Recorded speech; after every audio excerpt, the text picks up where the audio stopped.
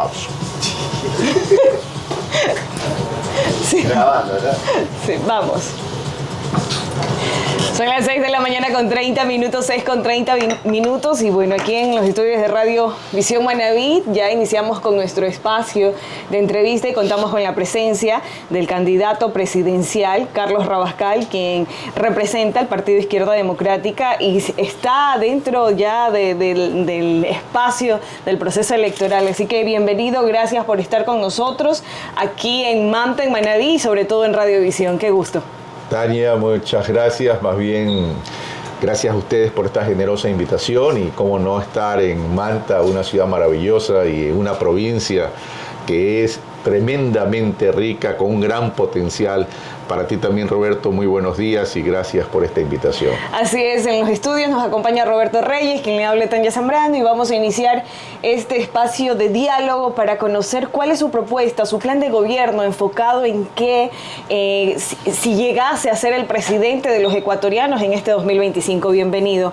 Coméntenos un poco sobre cómo plantea la posibilidad de mejorar la situación actual del país, donde nosotros los ecuatorianos en su mayoría tenemos esa ansiedad de un mejor futuro. A ver, comencemos por el principio, ¿no? Siempre se hace un diagnóstico rápido, pero el país ya está cansado de tantos diagnósticos, así que también vamos a plantear las soluciones, ¿verdad? A ver, el país tiene un problema serio y el Ecuador tiene un problema serio desde no tener la capacidad de prevenir las cosas. En ese sentido, desde que regresamos a la democracia hace 46 años, Roberto y Tania, seguimos teniendo los mismos problemas de siempre. A ver, debilidad económica, debilidad de finanzas públicas, incapacidad de generar plazas de trabajo, un débil modelo en la educación pública, un débil modelo en la salud pública, un hipercentralismo que ha matado la posibilidad de que Manabí, Los Ríos, El Oro, Cotopaxi, Tungurahua, ¿verdad? Chimborazo, el Carchi, puedan convertirse en actores económicos potentes, un nivel de corrupción que ya ha sobrepasado cualquier tolerancia, y el día de hoy adicionalmente tenemos pues ya la presencia del crimen organizado. Entonces nosotros nos preguntamos, en 46 años no hemos podido resolver estos problemas. ¿Qué es lo que pasa con el Ecuador que no ha podido resolver estos problemas? Si en el año 2010 existía 6 millones de personas en la población económicamente activa y hoy son 8, pero 7 de cada 10 ecuatorianos están en la informalidad, significa entonces que los gobiernos que han llegado, significa que el Ecuador no está gobernando para la mayoría de la población. Está gobernando para excluir, está gobernando para descartar a la gente. Y no está gobernando para esa mayoría de la población que está abandonada. Pero esa población que está abandonada vive en algún lado, pues. Esa población vive en Manabí, vive en Los Ríos, vive en El Oro, vive en Chimborazo, Tungurahua, Cotopaxi, Bolívar, ¿verdad? Es decir, ¿eso qué nos evidencia? Nos evidencia una inequidad territorial. No es posible que dos ciudades como Guayaquil y Quito, que está bien por ellos, concentre el 70% de la economía, pero ¿qué pasa con el resto de las ciudades? El haber abandonado al resto de las ciudades, a las 219 ciudades restantes, significa que no está generando la posibilidad de construir riqueza y que está evitando que ellos se conviertan en actores económicos. El Ecuador no crece hace mucho tiempo. El Ecuador no tiene crecimiento económico. Y cuando no hay crecimiento económico, ¿qué pasa? El desempleo sube porque no estamos generando trabajo. Y si hay ese tipo de abandono, ¿verdad? Entonces significa que al abandonar un sector de la población, al abandonar los territorios, tiene un efecto como la ley de la física, pues. Alguien que abandona un espacio, otro se lo da ocupando. Y ese otro que se lo está ocupando se llama narcotráfico, se llama crimen organizado, se llama corrupción. No podemos seguir con gobiernos que no se enfocan en la gente, que no le dan la importancia a las familias ecuatorianas. Por eso estoy en política. Porque yo no me puedo quedar con los brazos cruzados. Porque yo no puedo aceptar que no se entienda que la obligación de gobernantes, llámese alcaldes, prefectos, presidentes, es con la gente, es con las familias del Ecuador. La República del Ecuador no es un abstracto. La República del Ecuador tiene que ver con vidas. Cuando no hay energía eléctrica, ¿a quién afecta? A las familias ecuatorianas. ¿Por qué? Porque se le dañan los electrodomésticos, se le dañan los alimentos. Los chicos no pueden estudiar, los hijos. Entonces, hay una afectación de carácter social que también incide en el sector productivo. Pero ¿quién es el sector productivo? ¿No son acaso personas? Sí, empresarios que tienen capital, pero también hay trabajadores, pues. Crece el desempleo, ¿por qué? Porque si no se puede producir y no hay nadie quien lo compre, ¿qué hacen el sector productivo? ¿Qué hace el sector empresarial? Disminuir gasto. ¿Y cómo disminuye gasto? Despidiendo a la gente. ¿Queremos que eso siga pasando? Yo la otra vez hablaba, Roberto y Tania, con estudiantes universitarios de la Católica de Cuenca y de la Católica de Azogues, en dos reuniones completamente distintos.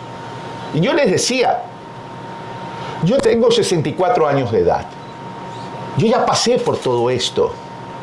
Yo no quiero que ellos vuelvan a repetir en sus vidas lo que ya alguien de 64 años ya lo vivió. Estamos repitiendo la misma receta y no cambia nada. Carlos, ahí nos llega la gran pregunta de saber cuál es el plan de trabajo en temas de seguridad.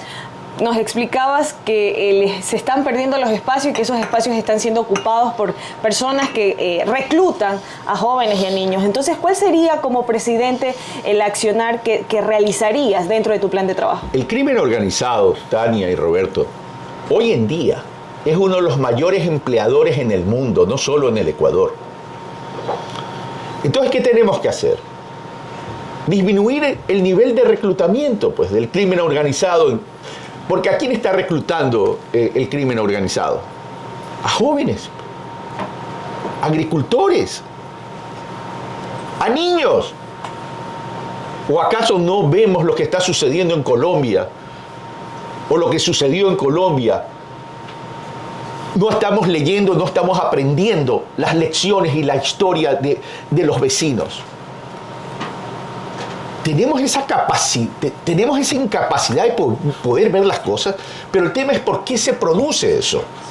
Porque nos pasamos peleando, nos pasamos discutiendo, descalificando. Yo me tengo que bajar a este porque este puede subir. Le damos más importancia a la organización política en la lucha por el poder que a la vida de la gente. Entonces, ¿qué hacer? Primero, bajar el nivel de reclutamiento. ¿Cómo bajas el nivel de reclutamiento? Ocupando los espacios. ¿Cómo ocupas los espacios? Activando la economía, pues. La primera medida que tenemos que hacer es activar la cadena de pagos en la economía. Si el gobierno nacional incrementa el IVA en 15%, 3 puntos, cada punto representa más o menos 500 millones de dólares, ¿verdad? 3 puntos son 1.500 millones de dólares. ¿De dónde sacan los 1.500 millones de dólares? ¿Los está sacando de dónde? De los bolsillos tuyos, Tania, de los bolsillos tuyos, Roberto. Pongo como ejemplo para representar a la población. Si a su vez no le paga a los municipios y a las prefecturas 2.500 millones, 2.000 millones de dólares, a su vez no le paga a los proveedores 2.500 millones de dólares, ya por ahí vamos teniendo 6.000 y pico millones de dólares. ¿De dónde los está retirando? Lo está retirando de los bolsillos de las familias ecuatorianas. Es decir, se retira la plata de la economía, ¿verdad? ¿Qué significa eso? Que se baja el nivel de consumo, pues. ¿Qué significa eso? Que no se distribuye la plata de la economía. Entonces hay que comenzar a activar la cadena de pago. Ese es el primer punto. El segundo punto es activar los territorios. Tenemos que activar los territorios, las provincias. Por eso que nosotros venimos proponiendo, no de ahora, desde hace mucho tiempo, las regiones autonómicas descentralizadas. Para que sea Manabí, por ejemplo, el que pueda establecer su propia visión de desarrollo, su propio plan de desarrollo, y que sea una responsabilidad democrática entre los gobernantes de Manabí y la población de Manabí. Manabí tiene un gran potencial en el sector agrícola, en el sector agroindustrial, en el sector comercial, en el sector pesquero, en el sector ganadero. Pues basta ir a Choni, basta ir a El Carmen para darse cuenta, en el sector turístico. Y Manabí no solo que tiene un gran potencial en todas estas áreas y actividades, sino que adicionalmente pensemos en horizontes de tiempo. Manabí, Santa Elena, Esmeraldas, tremendo espacio de desarrollo que podemos tener. Entonces tenemos que convertir a Manabí, Santa Elena y Esmeraldas en nuevos polos de desarrollo. En nuevos polos de desarrollo. Porque si no generamos esa actividad económica en los territorios, sencillamente estamos coartando la posibilidad de progreso y desarrollo de los nuevos jóvenes y también de los adultos. Carlos, yo le escuchaba y atento y le hacía una pregunta interno. ¿Qué le motivó para lanzarse a la arena política? Donde a veces dice la política no es mala, son los políticos que llegan a hacer justamente daño a la política en sí. Y usted nos explicaba un amplio conocimiento, como lamentablemente perdimos un gran periodista. Muchas gracias. Y estamos ganando una persona que entra al arena política, pero con mucho conocimiento. Y esos conocimientos pueden llevarnos justamente a hacer grandes logros y a cambiar este país. ¿Pero crees que es fácil? Nada es fácil. Mira, Roberto, discúlpame que voy a poner un ejemplo personal. Yo desde que nací luchando, no nací llorando. Y a mí me conmueve ver una sociedad de temor, de miedo. Hoy no queremos cruzar la calle por miedo a que nos atropellen. Se están cerrando las tiendas de barrio, por temor a las vacunas. No por temor a las vacunas, los están vacunando. La gente no quiere exponerse por temor al secuestro. No quieren que los maten, tenemos temor por perder la vida. Yo no me puedo quedar cruzado con los brazos. Yo te decía, yo nací no llorando, sino siendo luchador. Yo nací sin una pierna, y discúlpenme que cuente una experiencia personal. Yo nací sin una pierna porque me afectó un fármaco llamado talidomida que le recetaban a las futuras madres para controlar mareos y recetas. Por eso que ando con bastón. Mi pierna derecha es prótesis completa, no mucha gente lo sabe, ¿ya? Pero lo quiero compartir, porque a mí mi madre me enseñó a ser luchador desde muy niño. Entonces, si todos nos quedamos cruzados de brazos y decimos, es que asco la política, si decimos qué difícil es poder lograr esto, casi imposible, entonces mejor apaguemos la luz, entreguemos la llave y vámonos. Yo no vengo aquí a participar para llorar, pues, porque yo no me voy a poner una fábrica de pañuelos para repartir a la gente para que se sequen las lágrimas. Yo vengo aquí a levantar al pueblo. Yo vengo aquí a levantar a la gente. Yo vengo aquí a motivar, a decir, sí podemos salir adelante. Porque no tenemos además otra opción, Roberto y Tania. Tenemos que comenzar a ver el país en términos de vida de gente, no en términos de poder de organizaciones políticas, o de mesías, o de caudillos. Aquí necesitamos comenzar a confiar en nosotros, porque esto se trata de un equipo llamado Ecuador, un equipo que lo conforma el pueblo ecuatoriano. Y después de lo que usted dice, Carlos, entonces, ir a encarar los problemas y todo de frente, entonces es no mirar hacia atrás, lo que ya se hizo y que no se lo hizo y que por eso no estamos aquí, sino mirar hacia el frente y decir, esto es lo que tenemos que enfrentar ante grandes situaciones que hay que afrontar. Tú ves en la política, mi querido Roberto, que parecería que los políticos tradicionales, aquellos que ya vienen desde hace mucho tiempo y aquellos partidos políticos que solamente se pasan discutiendo, ¿verdad? Porque se activan ¿cuándo?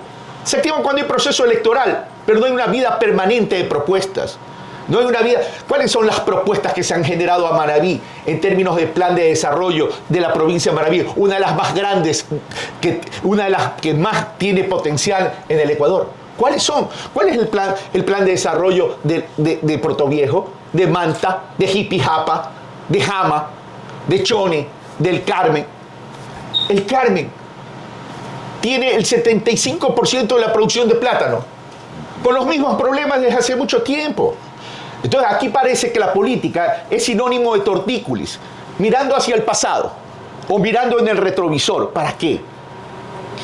Uno guarda luto 24 horas. Luego de 24 horas la vida continúa. Hay que seguir adelante. Carlos, tocas un tema bastante fuerte y te comento que nosotros somos la radio del pescador. Y como Radio del Pescador, sector de la pesca artesanal abandonado. Nuestros mayores oyentes están en todo el perfil costero de la ciudad de Manta, también están en alta mar, porque como somos AM, nuestras ondas se reflejan y escuchan, entonces están en sus faenas de pesca y no, y están además escuchando. los felicito por este color maravilloso, azul del Emelec, digo de Manta. Sí, de Emelec. Y ya lo ve, es el equipo de... Estamos mal, pero también hay que recuperarlo. Ojalá y cante Carlos el día domingo al término del partido esa canción. Pero, claro, es clásico, clásico. Bueno, nosotros ganamos una final. Aunque aquí el gerente de campaña se resienta por lo que digo. Sería importante conocer cuál es tu propuesta para el sector Vamos pesquero al sector artesanal. y te agradezco esa pregunta. Y también conocer si conoces la realidad de la crisis económica del país. Pero por supuesto, pues la ¿Qué vivo como propones? ustedes. Ya vamos por parte. Usted está planteando dos preguntas que en 40 segundos, como en estos dichosos debates, quieren que uno resuelva la vida de la gente. Si en 2000 años la Biblia no ha podido resolver, imagínate esto. Vamos a lo siguiente: pesca artesanal, al sector de la pesca, que es fundamental. A ver, ¿cuáles han sido los problemas de las pescas? Salen a alta mar, les roban. Hoy los vacunan. Incluso hasta los censan. ¿Sí? Incluso hasta los censan. Ok. ¿Por qué se produce eso? Falta de protección. Falta de seguridad. La policía y las Fuerzas Armadas peleándose en qué. ¿Quién tiene la competencia? Vamos a crear primero la seguridad marítima para que los acompañen. 2. Les robaban los motores fuera de borda. ¿Sí? No les robaban, les siguen robando. Le siguen robando los motores fuera de borda. Regresan, van a Ecuador a tratar de resolver los problemas de la deuda y que les den otro crédito para comprar motores fuera de borda. ¿Y qué dice Ban Ecuador? Son de alto riesgo, no les podemos ya dar más crédito. ¿Correcto? Entonces, primero, seguridad marítima, acompañamiento. Segundo, vamos a establecer un programa de cambio de embarcación. Así como se hizo hace mucho tiempo con la chatarrización de los vehículos, vamos a hacerlo con las embarcaciones, incorporando los motores a la embarcación, ya no fuera de borda. Porque también hay que establecer complicaciones a los delincuentes, pues, porque ya es más difícil llevarse la embarcación. 2. Tercero, desarrollemos pues un modelo de desarrollo del sector pesquero, pues. Sector pesquero con protección, con tecnificación, con acompañamiento, ¿verdad? Creando modelos de asociatividad, con modelos cooperativos de producción, comercio y servicio, que son, en otras palabras, empresas del esfuerzo colectivo, bajo un principio social, socio, trabajador y propietario. ¿Qué hacemos? Acompañamos con puertos de la pesca artesanal, ubicados estratégicamente a lo largo del perfil costero. Punto 1. ¿Qué significa eso?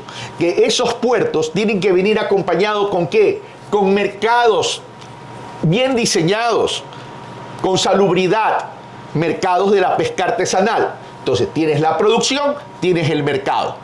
Pero adicionalmente a eso, ¿qué? La cadena de restaurantes, de las cooperativas que parten de la asociatividad de los mismos pescadores para promocionar la comida de mar, ¿sí? Lo que se conoce en inglés como seafood. Entonces ya tienes producción, comercialización y además tienes la cadena de restaurantes. Te generas ahí un encadenamiento.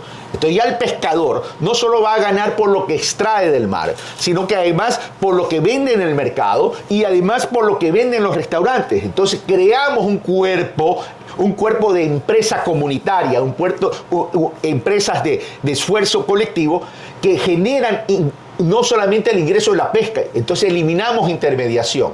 Y adicionalmente el día de mañana, si conseguimos que esto vaya consolidándose y vaya fortaleciéndose, ¿por qué ellos el día de mañana no pueden aprovechar eso dentro del enfoque del turismo y el desarrollo turístico de Maraví, por ejemplo? A nivel de pesca, no solamente artesanal, sino también industrial, las problemáticas son muy fuertes. Muy fuertes. Tenemos el otro tema es el salud para los pescadores artesanales también. Entonces tenemos que preocuparnos con ese derecho fundamental de la vida de acercar centros de salud a los sectores de la pesca, ¿verdad? Las caletas son fundamentales en ese sentido. Dentro de la realidad actual tenemos las facilidades pesqueras que están sin mantenimiento. Es un tema bastante complejo. ¿Cuál sería su accionar? A ver, tenemos, pero no se le da mantenimiento. Por tanto, no funciona. ¿Qué significa eso? Es como tener abuelita pero muerta, pues.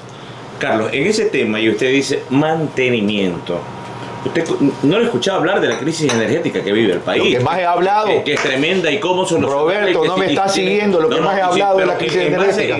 Este problema no es de ahora. No. Este problema, muchos dicen por la falta de las lluvias, por la falta de eléctrica, pero no se ha dado un mantenimiento a las termoeléctricas, solamente de las hidroeléctricas y nada más. Sí. ¿Cómo solucionar este problema que afecta?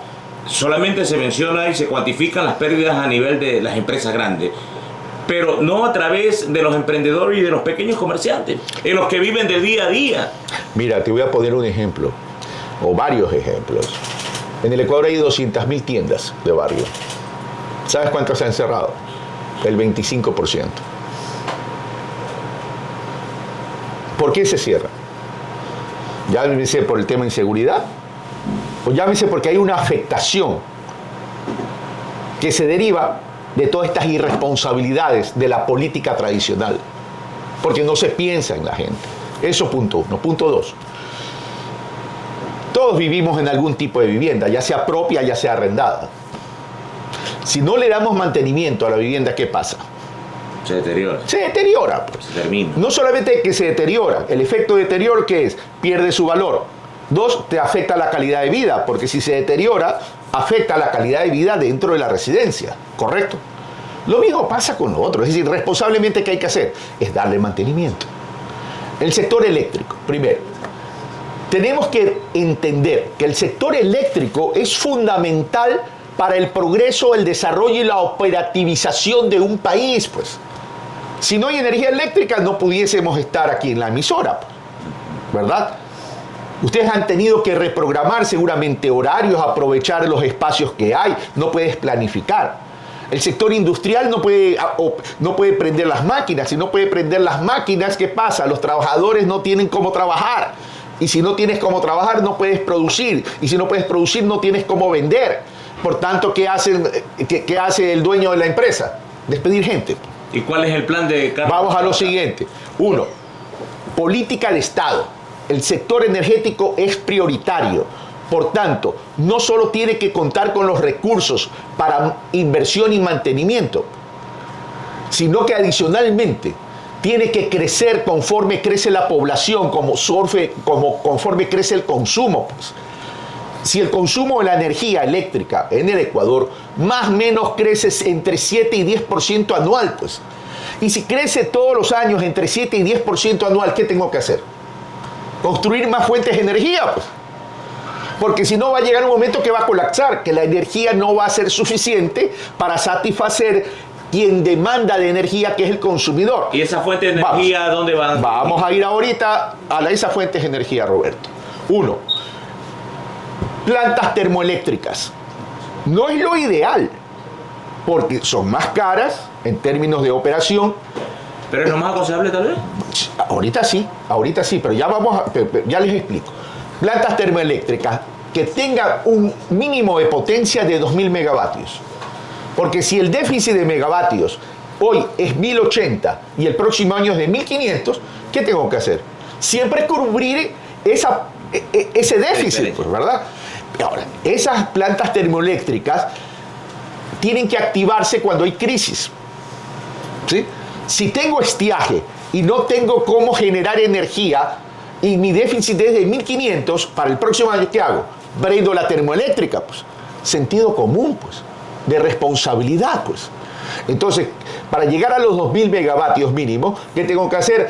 Recuperar, potencializar, fortalecer lo existente y comprar más parque termoeléctrico ubicado en territorio ecuatoriano. Pero habla de comprar y temas económicos al país. Pero vamos, pero todavía ni termino. No sea curiosa, ya poco a poco. Cada día trae su propio afán. Vamos al siguiente paso. En la termoeléctrica no hay otras sí, formas de... a eso voy, claro, a eso voy. Pero tengo que explicar, pues, que está bien, me encanta esa curiosidad de ustedes. A ver, vamos a lo siguiente. Ok, ¿tenemos hidroeléctrica? Sí, hidroeléctrica. Sí, tenemos hidroeléctrica. También, darle mantenimiento, ¿verdad? A ver, es que tiene fisura. Ay, qué pena, entonces ya no podemos hacer nada. Si tienes una fisura en la casa, ¿qué haces? La arreglas, ¿verdad? Es voluntad y decisión política, perdón. Entonces, si tenemos la mayoría de las hidroeléctricas en la cordillera oriental, ¿qué tengo que hacer? Irme a la otra cordillera, pues. A la occidental. Cuando no llueve en la oriental, llueve en la occidental. Plan A y plan B. Plan inteligente, diría yo. También. ¿Ya? Y eso está contemplado en el plan maestro de electricidad. Lo que pasa es que aquí no se ha continuado nada. ¿Por qué? Porque lo hizo el otro. A mí qué carajo me importa quién la hizo. ¿Qué tiempo A mí lo que me importa es que eso es propiedad del pueblo ecuatoriano. Eso es propiedad de la vida de los ecuatorianos. Pero nos pasamos, es que eso lo hizo el fulano, eso lo hizo el otro. No, ya salgamos de eso. Cuando uno está en crisis hay que gestionar la crisis, hay que atender la crisis, resolver la crisis. Entonces, más hidroeléctrica sí, en la cordillera occidental. Vamos a lo siguiente. Ahora, como una hidroeléctrica se demora más o menos entre 6 y 7 años, no podemos pues esperar 6 y 7 años, lo cual no significa no hacerla, hay que hacerla. Entonces tenemos que identificar qué otras fuentes de energía pudiesen generarnos también más megavatios y que sea en menos tiempo. Entonces la complementamos con la fotovoltaica, la solar. Entonces la fotovoltaica y la solar tenemos que implementar. Es decir, que esa sería la solución inmediata, a corto plazo. Si usted es presidente, vamos en trabajando mayo ya en un mix, porque a ver, el maná cae del cielo, ¿verdad? Y eso está en la Biblia. Pero estamos en la vida real de los ecuatorianos. Yo soy creyente. Pero hasta para los milagros se requiere el esfuerzo humano, que es la fe, ¿verdad? Es como el que diga, es que yo me quiero sacar la lotería, bueno, por lo menos comprar el guachito, pues, ¿no? O sea, tenemos que hacer nuestra parte, tenemos que hacer nuestro trabajo. Entonces, ahí tú tienes ya una solución. En el tema solar, en 2 años podemos tener 1000 megavatios, pero también podemos ir trabajando en un horizonte de tiempo para poco a poco ir incrementando la energía solar, como la geotérmica también, que es el calentamiento de la tierra para aprovechar la energía, en tema volcanes, el aprovechamiento de las olas de mar para tener energía, ¿verdad? Es decir, hay otras fuentes, pero tenemos que ir aprovechando cuáles son más rápidas, que me generen volumen de energía y que pueda hacerlo. Economía, estamos fregados. Cuando tú dices, no tenemos plata, ¿qué tienes que hacer? Busca la plata, pues. ¿Dónde está la plata? En el sector privado. Para eso existen inversionistas, para eso hay capital en el mundo. Lo cual no significa que el Estado pierda el rol. El Estado tiene que regular, controlar, sancionar a aquellos que transgreden las normas y las regulaciones. Entonces no trabajar solamente aislado, que asamblea, que es el gobierno, sino también trabajar en manera conjunta con el empresario. Pero, con la parte productiva. Con la parte productiva. Pero por supuesto, mira tú en el tema de energía solar, se puede establecer una política con los gobiernos autónomos descentralizados, léase municipios específicamente, para que todas estas nuevas urbanizaciones o todos estos nuevos programas sean con energía solar, ¿verdad? Y se establecen normativas. Entonces, generas otro tipo de alternativas. Y por último, mira, se habla de la energía nuclear. El Ecuador por sí solo va a ser bien difícil que tenga energía nuclear. Pero lo que sí se puede hacer es crear espacios de integración regional. No espacios de integración politiquero que solamente se pasan hablando de ideologías. Señores, aquí hay que hablar de vida. Y la mejor ideología es la vida de la gente, el bienestar de la gente. Entonces, ¿qué podemos hacer como región? Establecer un programa de energía nuclear como región, ¿verdad? Respetando las asimetrías y también que lo maneje el sector privado, pero regulando el Estado, en este caso, dentro de toda la región latinoamericana y el Caribe, para que nos podamos beneficiar, pues. Adelantémonos a lo que puede suceder con los efectos del cambio climático. Esa es la mejor manera de manejar una crisis, anticiparse. Pero aquí no hay liderazgo, pues. Entonces decimos, ¿para qué nos sirve la integración regional? Para eso. Como también podemos hacer proyectos de salud a nivel regional. ¿Por qué a nivel regional no podemos fabricar nuestras propias vacunas? ¿Por qué a nivel regional no podemos establecer diseños de producción y de industrialización para competir con el mundo? ¿Falta liderazgo y ese liderazgo lo representa hoy Carlos Rabascal? Yo nací luchando y el líder es aquel que moviliza y transforma. Y yo pienso movilizar a mi pueblo y transformar mi República del Ecuador. Carlos, hemos tocado dos puntos esenciales de la problemática actual del país, energético y el tema de seguridad, pero la palestra de situaciones que tiene el país es demasiado amplia y también asimismo la diversidad que contamos dentro de nuestro país. Al hablar de Manabí, tocar temas básicos, como ciudadana te lo digo, temas de educación. Manabí es una zona, una provincia que tiene una extensión de ruralidad muy extensa, tiene una problemática de temas de infantil muy extensos, porque los chicos tienen que caminar ciertas horas para llegar a sus escuelas. Además de ello, con el tema de la conectividad, hay zonas rurales, por ejemplo, en Santa Ana, en las zonas como y tú, si no me equivoco, eres de Santa Ana. Así es. Mira que sí te conozco, ¿no? Desde las Cucarachas, por ahí esas zonas, en el cruce con Balsarán, en Olmedo, hay zonas que todavía no tienen ni siquiera señales telefónicas. Entonces, hablemos de la conectividad, hablemos de la educación, hablemos de la salud, hablemos del trabajo. ¿Qué pasa con nosotros los jóvenes? ¿Cuál es la sensación ahora? Que tengo muchos amigos de mi edad que decimos, pero ¿para qué estudiamos si actualmente nuestras jornadas de trabajo, nuestros pagos son mínimos? Tenemos maestrías, pero nuestra remuneración ni siquiera llega a cubrir la canasta básica del país. Entonces, ampliémonos un poco por cuestiones de tiempo, porque realmente tener esta dicha es... Ya. A ver, hablemos de zona rural, ya que tú estás hablando de zona rural y lo has relacionado con el tema de la educación.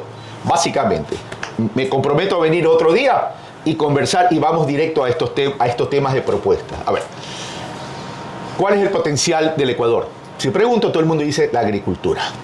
Todo el mundo dice, hay que volver los ojos al campo. ¿Cuánto tiempo lo venimos escuchando? ¿Sí? Pero resulta que la edad promedio del sector rural es de 58 años.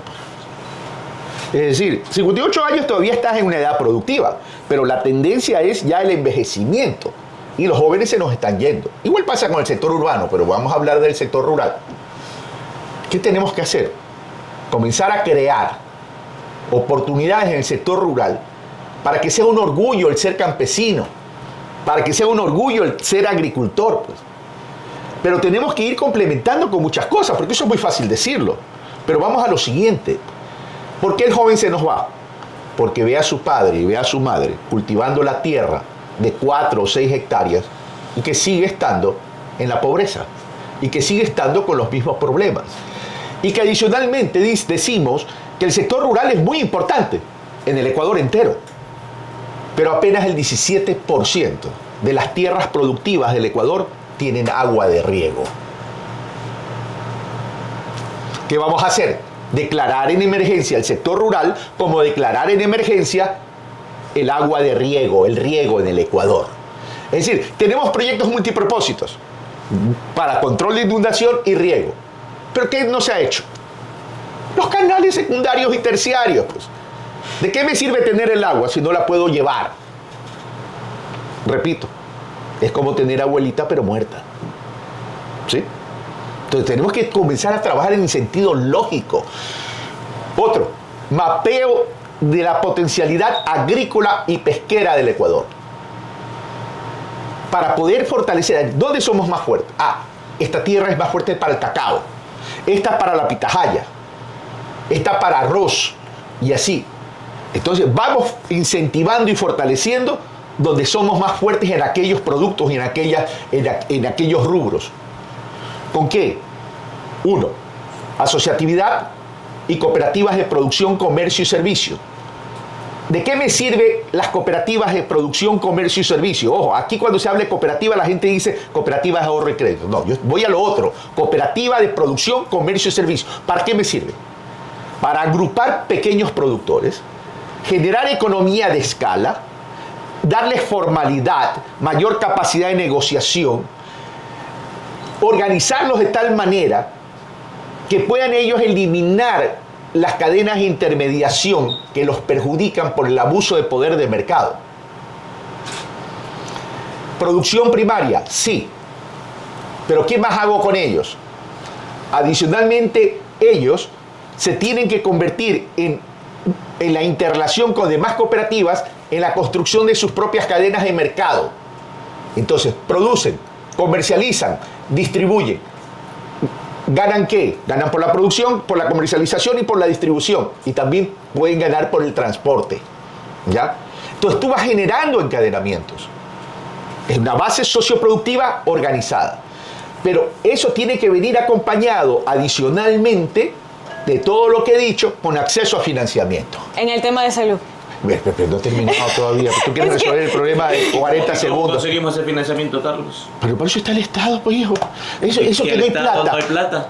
A ver, la plata se la hace, la riqueza se la construye. ¿Cómo que no hay plata? Hay que establecer prioridad. ¿Acaso no tenemos 8.000 millones de reservas? No nos dicen.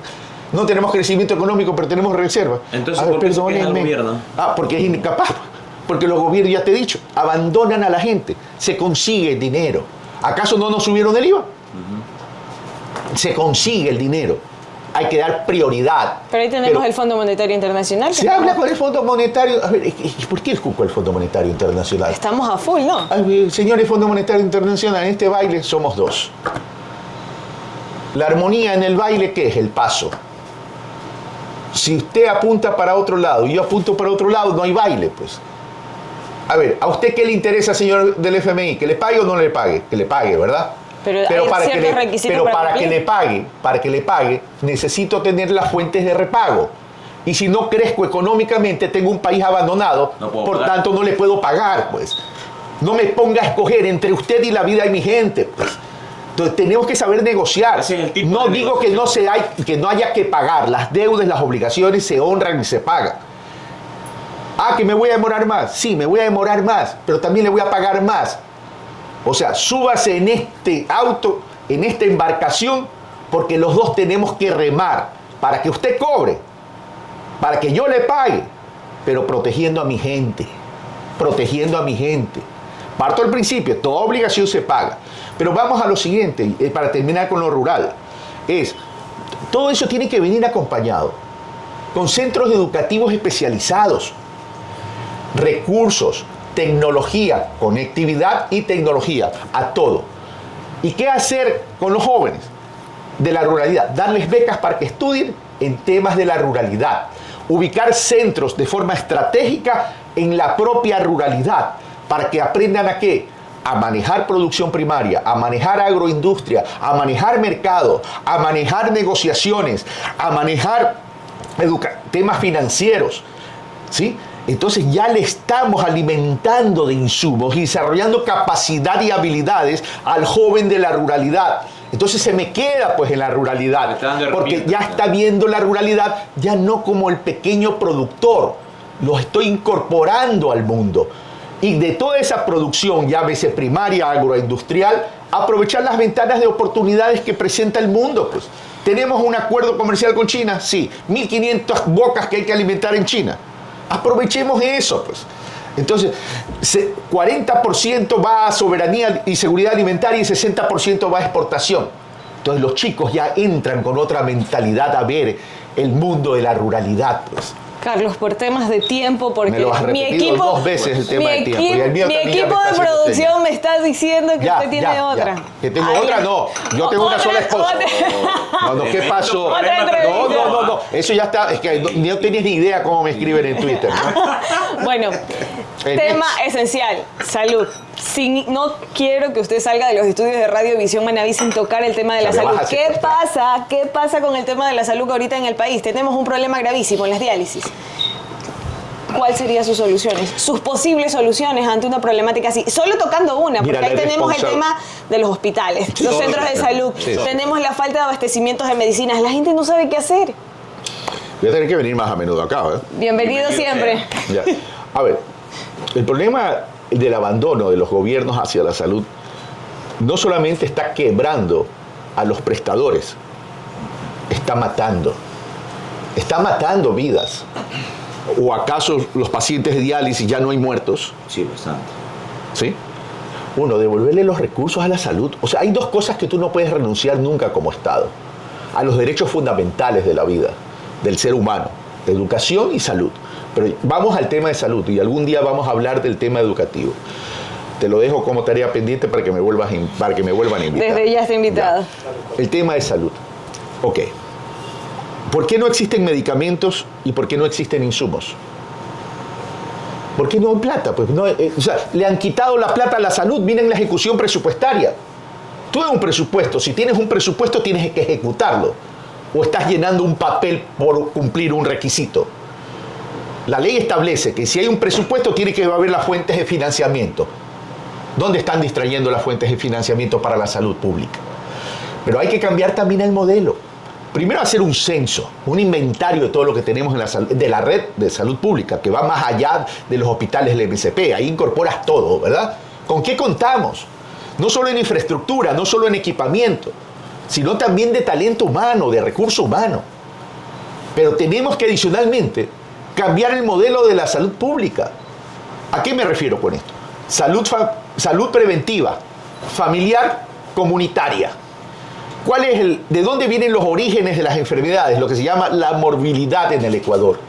De los malos hábitos, por un lado, pero por otro lado, por temas genéticos.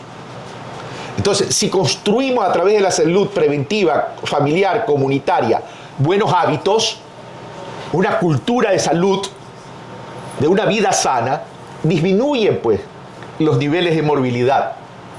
Entonces, libero presupuesto. Pero no libero presupuesto para quitarle a la salud, sino para invertirlo en temas genéticos. Y voy a lo siguiente. Es primer nivel y segundo nivel, lo que es ambulatorio.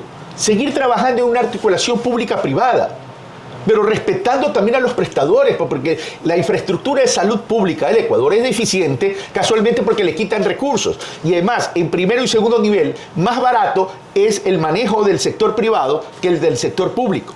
Y crear los centros de especialización, que ya son los de tercer nivel para arriba. Pero la salud también está secuestrada, porque tantos y cuánta corrupción se ha dado que incluso hay asambleístas o hay políticos que están repartidos para los diferentes hospitales en el país. Mi querido Roberto, estamos en la provincia de Manabí, la tierra de don Eloy Alfaro, ¿verdad? Donde los montoneros, ¿qué usaban? Machete. Entramos con machete a desbrozar toda esa corrupción y esa mafia. Yo ya me cansé de esta pendejada, perdónenme. Me encantó eso, entremos con machete. Como buena manada me llena de orgullo. Carlos, lamentablemente por cuestiones de tiempo tengo que despedirte. Pero si me has exprimido más que una naranja. Pero sin embargo las puertas de Radio Visión Manabí están siempre abiertas. Nos quedan muchos temas pendientes. Quisiera ampliar un poco más el tema de la salud. No es posible que en este año una madre haya parido en un parque, y esto te lo comento que fue en Olmedo. Entonces es un tema bastante complejo lo que se vive en el tema de la salud. Pero ya en la parte más final, grave es que del Ecuador se para la improvisación para manejar un Estado. En la parte final, ¿cuál sería tu mensaje para nuestros oyentes y televidentes que nos acompañaron en esta mañana junto a ti? Ecuatorianas, ecuatorianos, manavitas. Puerto Viejo cumple 204 años. Montecristi igual. Se habla mucho, y en el Ecuador, claro, esos son fundaciones, ¿no? Pero se habla mucho a veces de la independencia. El Ecuador es independiente, consiguió la libertad. Seguimos celebrando cosas falsas. No puede haber libertad de ecuatorianas y ecuatorianos cuando todavía existe mucha pobreza. No puede haber libertad ni democracia cuando un Estado, cuando un gobierno abandona a su pueblo. Y yo el día de hoy quiero compartirles algo que mi madre me enseñó para hacerme luchador, porque quería darme todas las herramientas para poder salir adelante en mi vida cuando nací sin una pierna. Ese pensamiento del gran filósofo alemán Carl von Goethe: la libertad es como la vida, tan solo la merecen aquellos que saben conquistarla todos los días. Yo aprendí a conquistar mi libertad no esperando nada de nadie. Yo quiero movilizar a mi pueblo para que conquistemos nuestra propia libertad.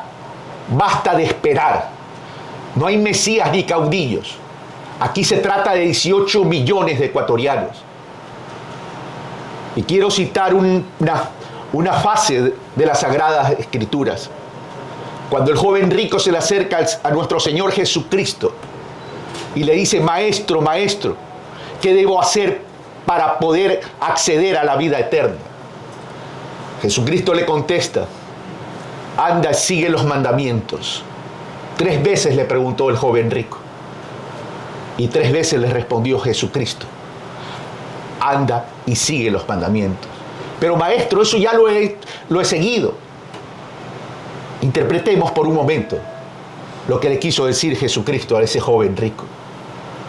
Si durante toda tu vida has hecho lo mismo y sigues sintiendo un gran vacío en tu corazón, ¿acaso no será hora de hacer las cosas de forma distinta para que cambies en tu vida, transformes tu vida, te sientas satisfecho y realizado? Ecuatorianas y ecuatorianos y hermanos manavitas, lo podemos hacer. Pero este es un trabajo en equipo. Si nos volvemos a equivocar 4 años más, el Ecuador se nos vuelve un país apocalíptico y caótico. Podemos recuperar el país, podemos recuperar el rumbo.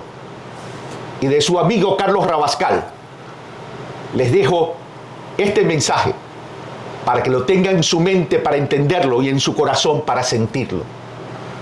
No es mío este pensamiento, pero sé que les va a ser de gran utilidad. La libertad es como la vida, tan solo la merecen aquellos que como ustedes, como nosotros, sabemos conquistarla todos los días. Lo podemos hacer, conquistemos nuestra libertad. Soy Carlos Rabascal y los abrazo fuertemente. Muchísimas gracias a usted por estar con nosotros aquí en Radiovisión Manabí. 7:17, vamos a una brevísima pausa y volvemos con más información. Carlos.